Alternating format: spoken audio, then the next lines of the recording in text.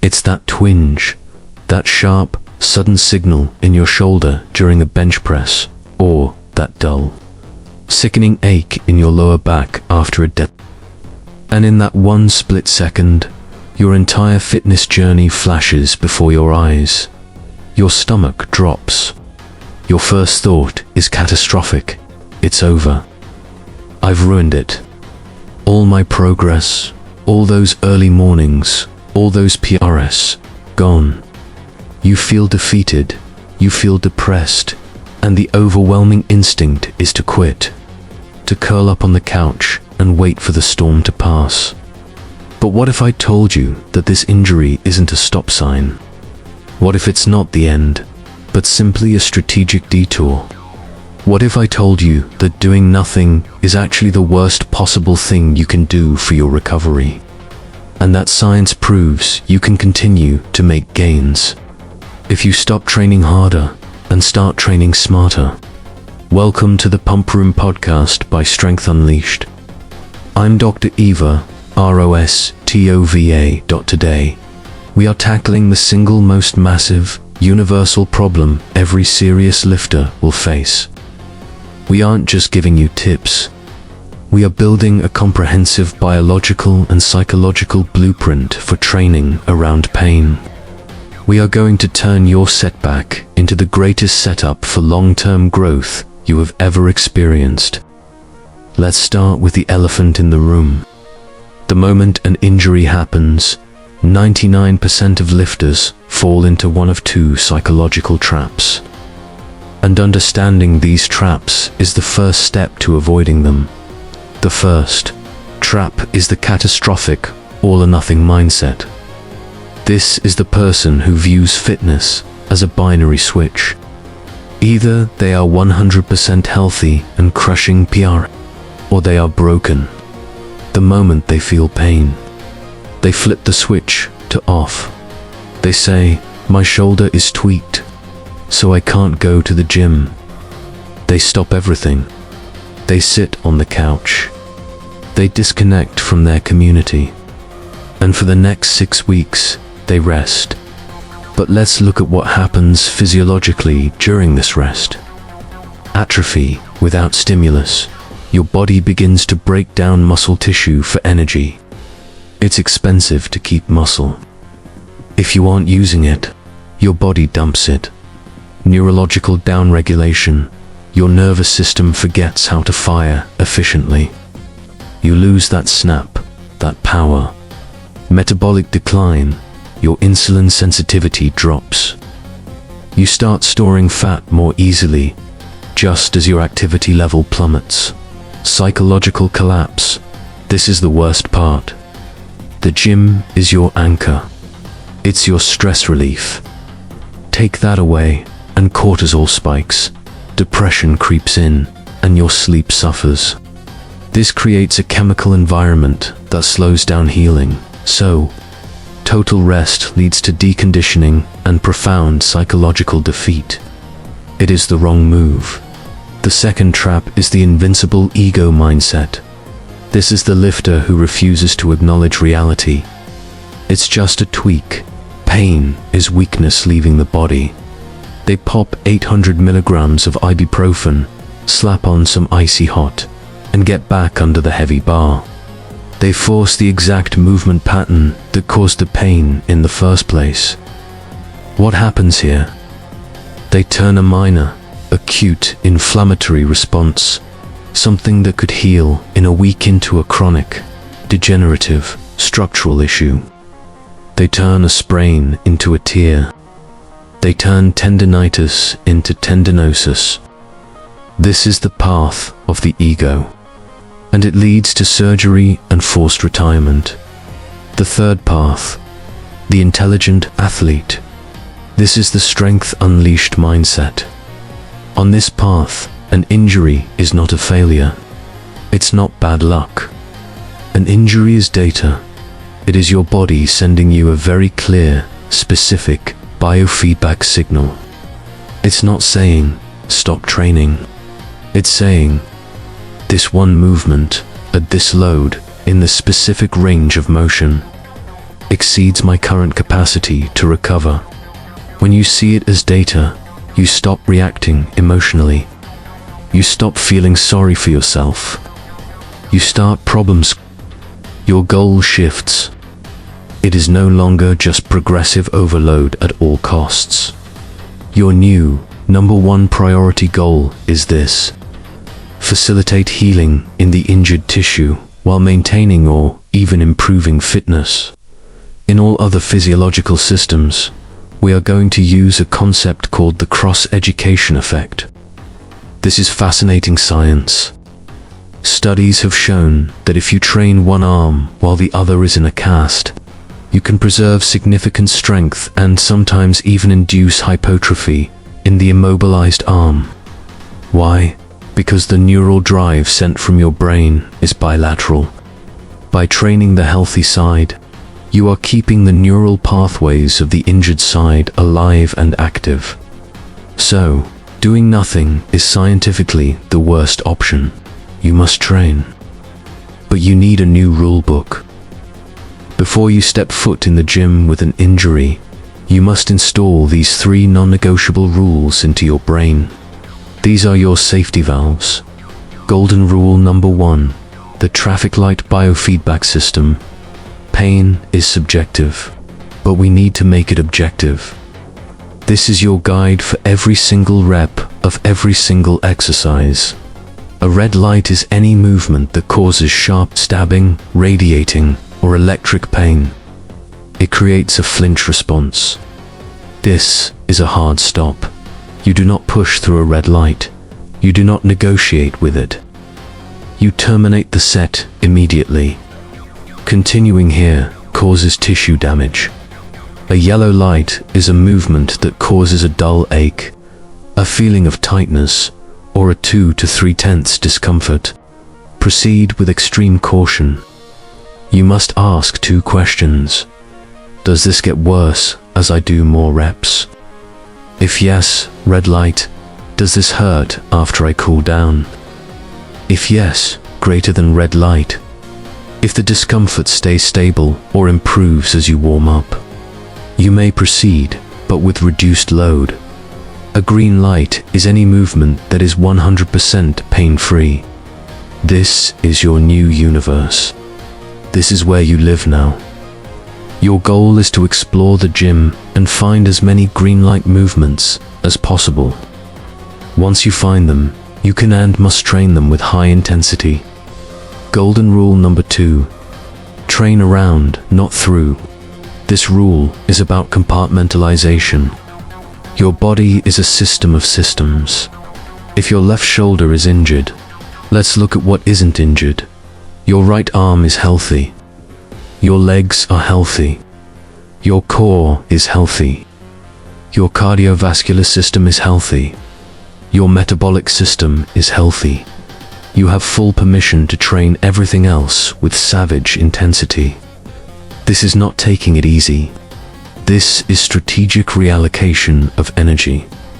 If you can't bench press, maybe you can become the best squatter in your gym. If you can't squat, maybe you build a back so wide you have to walk through doors sideways. This strategy maintains your metabolic rate, keeps your anabolic hormones, testosterone, GH optimized, and protects your mental health by giving you a sense of progress. Golden rule number 3. Modify the variable, not the goal, usually. We can turn a red light exercise into a green light exercise by modifying one variable. Variable A, range of motion ROM. Maybe a full deep squat hurts the knee, but does a box squat stopping at parallel hurt? If not, you can still train the quads heavy. Variable B, tempo. Maybe bouncing the bar off your chest hurts your pec. But what if you use a 3-second negative and a 1-second pause? Slowing down reduces shear force and increases muscle tension while sparing the joint. Variable C, stability. Maybe a standing barbell overhead press hurts your lower back. But what about a seated, chest-supported dumbbell press? Taking stability demands out often allows you to isolate the muscle without aggravating the injury. Your goal is to find the hardest variation you can do pain-free and own it. Now, let's stop talking theory. Let's get into the trenches. I'm going to give you the specific green light blueprints for the 3 most common lifter injuries: the shoulder, the lower back, and the knee. Case study 1. The impinged shoulder. The symptom: sharp pain in the front or side of your delt, specifically when lifting your arm overhead or doing a wide grip bench press. It feels like a pinch dot. The red lights, the embargo list: barbell overhead press, behind the neck press, wide grip bench press, deep dips, and upright rows. These movements place the shoulder in internal rotation and elevation, the impingement zone. The green light fixes: pressing modification. We need to get out of internal rotation. Shift to a neutral grip, dumbbell press palms facing each other. This anatomically opens up the subacromial space. ROM. Modification: start with the dumbbell floor. Press. The floor physically stops your elbows from going too deep and stretching the angry capsule. It builds massive triceps and pecs with zero shoulder strain. Isolation: instead of side raises, which can pinch, try cable lateral raises with the pulley set behind your back. This changes the angle of pull. The rehab, the tax. You must pay your tax to fix the issue. You likely have a weak rotator cuff and weak lower traps. Every workout must include face pulls and banded pull-aparts. Volume is key here. Aim for 100 reps total per session. Case study 2. The tweaked lower back. The symptom: a dull, constant ache, tight spasms, or sharp pain when flexing the spine, rounding, or under heavy vertical compression. The red lights: heavy barbell back squats, spinal compression. Deadlifts from the floor, shear force, flexion. Bent over barbell rows. The green light fixes: 4 legs. This is a golden opportunity to master. Unilateral training, Bulgarian split squats. You can wreck your legs with 40 pounds dumbbells, placing almost zero load on your spine compared to a 315-pound squat. Belt squats. If your gym has one, use it. It loads the hips without touching the spine. Leg press, hack squat. If you can keep your lower back glued to the pad. For back, we need to support the torso. Switch to chest-supported rows machine or dumbbell on an incline bench. This takes gravity and stabilization out of the equation, so you can blast your lats without your spinal erectors screaming. The prehab: build a corset. Your core training must shift to stability, not flexion. No sit.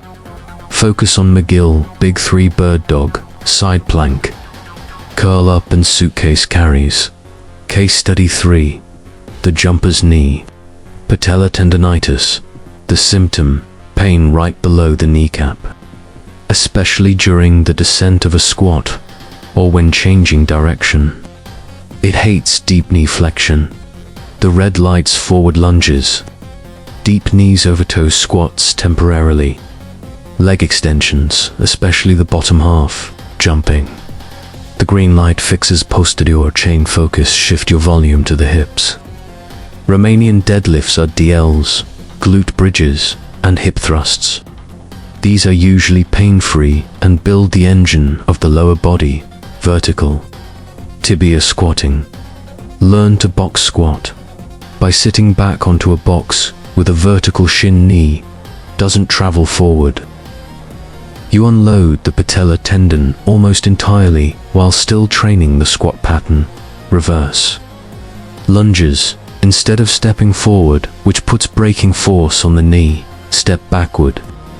This shifts the load to the glute and hamstring and is much friendlier on the knee. We have the training adjustments. But you cannot train your way out of an injury if your recovery biology is trash. An injured body has higher metabolic demands. It is trying to rebuild tissue. The nutritional pivot. Do not cut calories. This is a huge mistake. People get injured, stop moving as much, and think, I need to eat less to not get fat. No, you need energy to heal. Eat at maintenance. Protein is non-negotiable. You need amino acids to repair collagen and muscle fibers. Keep protein high, 1 gram per pound of body weight. Collagen and vitamin C. There is promising research suggesting that 10 to 15 grams of hydrolyzed collagen paired with vitamin C, taken 45 to 60 minutes before your rehab exercises, can improve tendon and ligament repair. The final mindset: adapt and overcome. Do you see the pattern here? A red light is not a stop sign. It's a find the green light sign. This injury is not a curse. It is a forced specialization phase. A shoulder injury is a golden opportunity to build legendary legs and a rock-solid core. A back injury is the perfect time to build a 3D chest, monster arms, and stable, healthy shoulders. A knee injury is your chance to build a posterior chain of steel. You can still make progress. You simply change the direction of that progress. The lifters who quit are the ones who define themselves by what they can't do. I can't bench, so I'm nothing. The lifters who win the Strength Unleashed athletes define themselves by what they can do. I can't bench, so I'm going to have the strongest triceps in the state. Your new goal is to emerge from this not just healed, but smarter, more balanced, and more resilient than you were before. That is how you turn a setback into a setup. Train smarter. Listen to the data. Respect the traffic lights. Train around, not through. For everyone ready to dive deeper into the specifics of upper body modification, keep an eye out for our upcoming deep dive guide, How to Bench Press with Bad Shoulders 5 Alternatives. If this episode gave you a new, more powerful way to look at your injuries, if it gave you hope, smash that like button. Subscribe to Strength Unleashed for more science-based strategies that keep you in the game forever. Now, our question for you: what injury have you been trying to train around?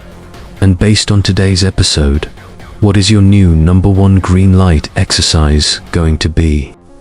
Let's share our strategies in the comments and build a community of intelligent, resilient athletes.